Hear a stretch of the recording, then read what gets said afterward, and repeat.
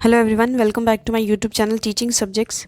आज की वीडियो में हम जो है पॉलिटी को पूरा कवर करेंगे। एक तरीके से जितना भी पूरा पॉलिटी है आपका स्टार्टिंग से लेकर एंड तक सबको देखेंगे। ओके, तो आपको एक ओवरव्यू मिल जाएगा कि आपका जो पॉलिटिकल साइंस वाला पार्ट है वो कैसा है, और एक को जो इम्पोर्टेंट आर्टिकल्स हैं और जो इम्पोर्टेंट जो भी बातें इंपॉर्टेंट्स हैं वो सब इसमें कवर कर दूंगी मैं, ताकि आपको ओवरव्यू हो जाए। और उसके बाद जो क्वेश्चन सेट हम लगा रहे हैं वो तो करना ही करना है।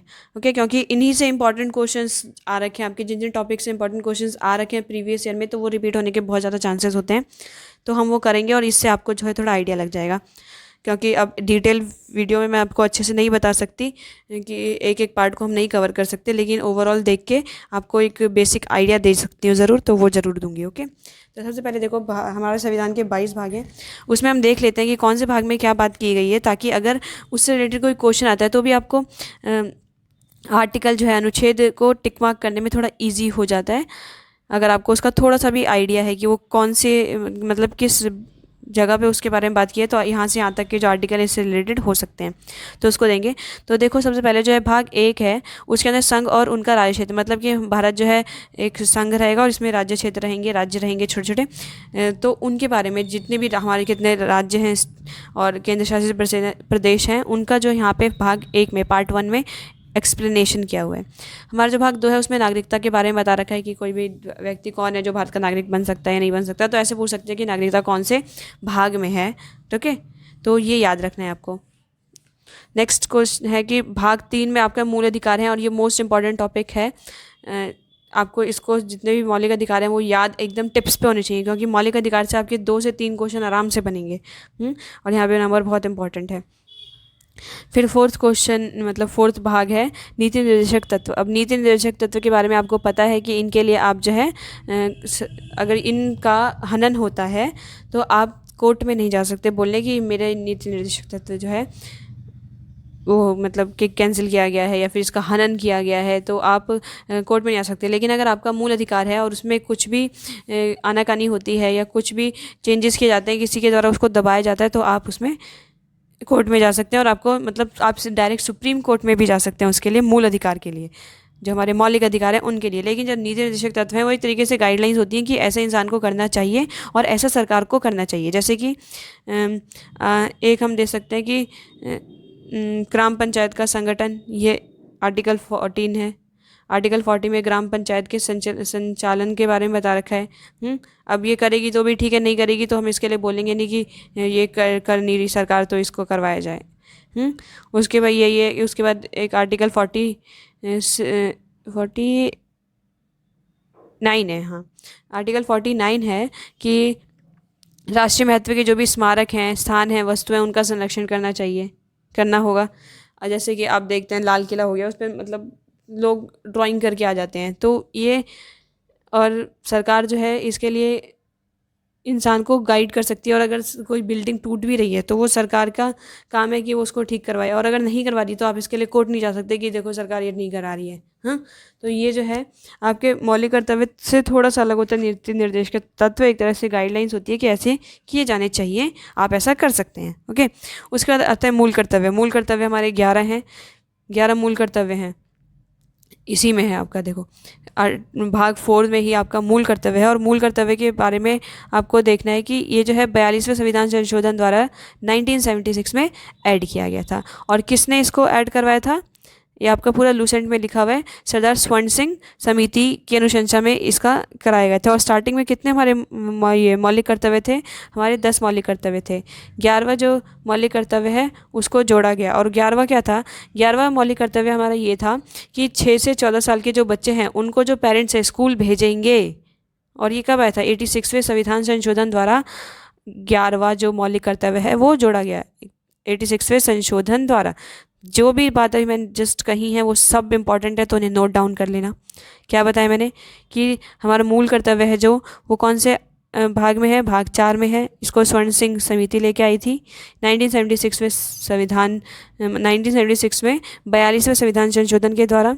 और तब इस समय स्टार्टिंग में 10 ही मौलिक मूल कर्तव्य थे, और 11वां ऐड हुआ जिसमें बताया गया है कि पेरेंट्स जो हैं अपने 6 से 14 साल के बच्चों को स्कूल में भेजेंगे एजुकेशन के लिए, और 86वें संविधान संशोधन द्वारा ये वाला ऐड किया गया था, और 10 जो है 42वें संविधान संशोधन द्वारा ऐड किए गए थे। ये बात बहुत अच्छे से याद रखनी है। ओके, उसके बाद जो आप भाग 5 है उसमें आपके संघ के बारे में बता रखा है कि मतलब स्टेट कि राष्ट्र मतलब संघीय कार्यपालिका के बारे में बता रखा है कि राष्ट्रपति होगा, प्रधानमंत्री, इन सब के बारे में डिटेल जो है आपके भाग 5 में दे रखी है। उसके बाद जो भाग 6 है, भाग 6 में स्टेट के बारे में, मतलब कि आपका ये ले लो मुख्यमंत्री हो गया, जो स्टेट का होता है, राज्यपाल हो गया, उनके बारे में यहाँ पे इंफॉर्मेशन आपको मिलेगी भाग 6 में। उसके बाद भाग 7 आता है। जो भाग 7 है वो 7वें संविधान संशोधन द्वारा 1956 में हटा दिया गया, क्योंकि इसमें जो है ABCD के आधार पर स्टेट्स को बांटा हुआ था उसके बारे में, और ये काफ़ी पुराना था कि इस मतलब इतनी पॉपुलेशन है तो ये वाली इस कैटेगरी के जो हैं स्टेट रहेंगे, या फिर पहले बहुत पहले ये डिवीज़न हुआ था, तो इसलिए इसका भी कोई ज़्यादा रोल नहीं था, इसलिए ये 7वें संविधान संशोधन द्वारा 1956 में हटा दिया गया। भाग 8 में आपका जो है केंद्र शासित प्रदेश देख रहे हैं आपको, संघ राज्य केंद्र शासित प्रदेश के बारे में बताया गया है। भाग 9 में पंचायती राज है, और ये भी बहुत इंपॉर्टेंट है पंचायती राज, इसमें 9क में नगर पालिका है और 9ख में जो सहकारी समितियों के बारे में इन्फॉर्मेशन दी गई है। वहीं भाग 10 जो है वह अनुसूचित जाति जनजाति के बारे में इन्फॉर्मेशन देता है। भाग 11 संघ राज्य के बीच संबंध, मतलब स्टेट, मतलब ये ले लो आपका सेंट्रल हो गया दिल्ली, जिसमें कि हम ले लेंगे कि सारे मतलब दिल्ली से ही जो है पूरे इंडिया का सारा काम चलता है। ओके, तो हम मान लेते हैं सेंटर क्या है, दिल्ली है, ओवरऑल ये सारा काम चलाएगी पूरे इंडिया का। और उसमें आपके राज्य हो जाएंगे, राजस्थान हो गया, MP हो गया, UP हो गया। अब इनका स्टेट से मतलब कि इनका सेंट्रल गवर्नमेंट से जो रिलेशन है उसके बारे में क्या कहाँ बता रखा है, आर्टिकल संघ राज्यों के बीच के संबंध को बता रखा है भाग 11 में। फिर भाग 12 जो है वित्त संपत्ति संविदा के बारे में है, याद रखना, ये इंपॉर्टेंट है। भाग 13 में भारत राज्य के भीतर व्यापार वाणिज्य समागम के बारे में डिटेल दी गई है। भाग 14 में आपको संघ राज्य के अधीन सेवा के बारे में बताया गया है, मतलब कि आपको भारत सरकार के अंडर जो भी जॉब्स टाइप है ना उनके बारे में। और 15वां है आपका निर्वाचन के बारे में, चुनाव आयोग सब के बारे में डिटेल दे रखी है। और आपको पता है कि एक बार जब चुनाव होते हैं तो 5 साल के लिए होते हैं, है ना, तो ऐसे 15 से याद करना है आपको, ये बेसिक याद होना चाहिए। फिर 16 है कि कुछ वर्गों के संबंध में विशेष उपबंध किया गया है 16 में, भाग 16 में। और भाग 17 में राज्य भाषा की, हिंदी जो हमारी मातृभाषा है, तो इन सब की डिटेल आपको कहाँ मिलेगी, कौन सी भाषा को क्या कहेंगे, कौन सी राजभाषा है, कौन सी राष्ट्रभाषा है, सबका डिटेल आपको भाग 17 में पता चलेगा।